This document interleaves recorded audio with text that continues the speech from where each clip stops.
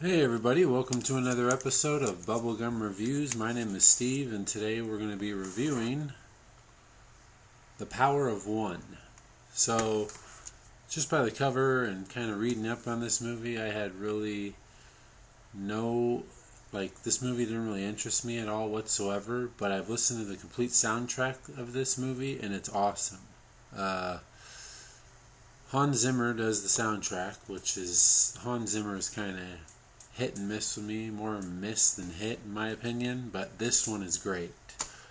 I actually listened to the whole soundtrack before watching this, and I kind of advise people to do that. If they're into the music, they'll probably be into the movie. With that being said, this movie had a lot of awesome performances in it. Morgan Freeman did a great job. The little child PK, the very first one, did a really good job. Even Stephen Dorff, I'm not sure how to exactly pronounce his name, but yeah, he did a really good job in this, surprisingly. Even the middle kid did a good job. But pretty much like all the main characters in this did a pretty awesome job. I think my favorite would actually probably have to be Morgan Freeman, even though he had a smaller part in it. I also like Daniel Craig's show up in the movie. He was a pretty bastard of a person and did a pretty good job in it. So let's go ahead and dive right in here. We got director John Avildsen. He's done the Karate Kid movies and Rocky 1 and Rocky 5 and some other stuff. So he's kind of in the sports with a touch of, sports with a touch of romance / dramatics in a way. IMDb gave this a 7.2 out of 10. Rotten Tomatoes gave it a 39%. That's terrible, in my opinion. Dog Bones gave it a 2 out of 4. Budget $18 million on a box office of $2.8 million. Ouch. I give it an 8 out of 10. Soundtrack was great. Loved the soundtrack. Bunch of good performances in this movie. The scenery, the photography, where this movie takes place in Africa is amazing. That right there is like a huge part of this movie for me, and it was great. So, and the composer being Hans Zimmer, like I said, he's hit and miss, but he did a really good job in this. So, there's a bunch of stuff I love about this, but also there was some parts in the movie where it was kind of slow for me, and I was just like waiting for it to pick up, and then it did.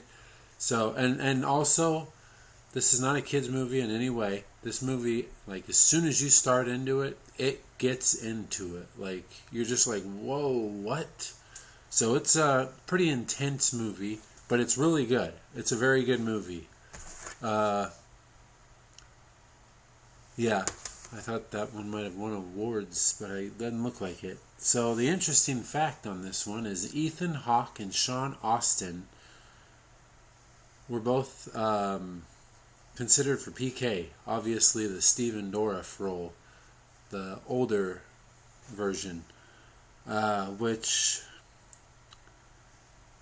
I'm glad it wasn't either one of them. I'm glad it was who it was, because I feel like Ethan Hawke wouldn't have been good. Neither of them actually would have been good for it, considering the role is of a English boy, and I don't feel like Ethan Hawke or Sean Astin could play the role very well as far as English goes and whatnot. But yeah, he did a good job, so I'm glad it stayed who it was. And also, this was the debut role for Daniel Craig, which I got to give him a thumbs up in it. He did a really good job in it.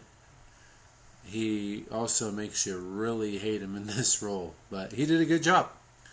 With that being said, that is it for today, and I don't really have anything on the up and coming list yet. I might be doing Godzilla 2000. We'll see. Other than that, also, like I was saying before, I believe I mentioned, I started a letterbox page, so go ahead and check that out. It's actually under my email that I have for this. It's under Bubblegum Reviews, so I believe if you just look up BBL Gum Reviews, you'll find it. So give it a look-see. I have a few lists I've made and whatnot, so yeah, check it out. And that is all for today. You guys have a good day, and I will see y'all next time.